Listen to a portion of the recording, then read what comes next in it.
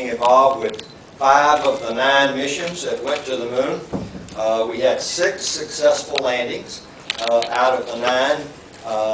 The only failure that we had that was supposed to land that didn't land was Apollo 13 that launched in April 1970. And the problem with that is an explosion of the oxygen tank in the command module before on the way to the moon. So they lost all their oxygen.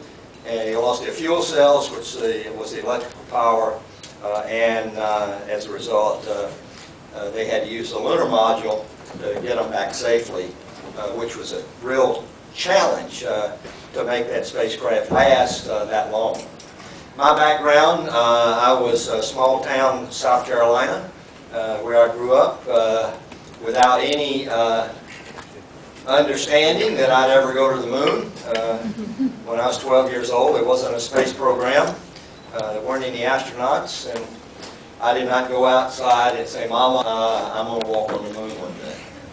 Mama would have sent me to the psychiatric hospital because there was no such thing as then of space. But I wanted to serve my country, so I went to the Naval Academy. I graduated, and back then you could go into the U.S. Air Force from the Naval Academy, so I went into the Air Force, became a fighter pilot, and I flew my first time by myself, called solo, in September 1957, just a few weeks before Sputnik launched. In my mind, Sputnik was the beginning of the space age, and it was the first successful launch of anything into space back in those days. I ended up in Ramstein, Germany in 1959 as a fighter pilot for 3 years.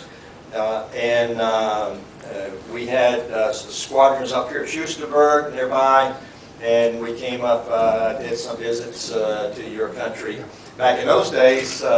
And since then, my wife and I have enjoyed coming to the Netherlands and to visit your beautiful country. My wife Dorothy is here. Dolly, would you stand up? She's my beautiful bride. We just celebrated our 50th wedding anniversary. So we made it. We're pleased with that. Everybody, our whole family, all 15 of us. We have 9 grandchildren. And we ended up going to Costa Rica for a week, and so we just got back last week. So anyway.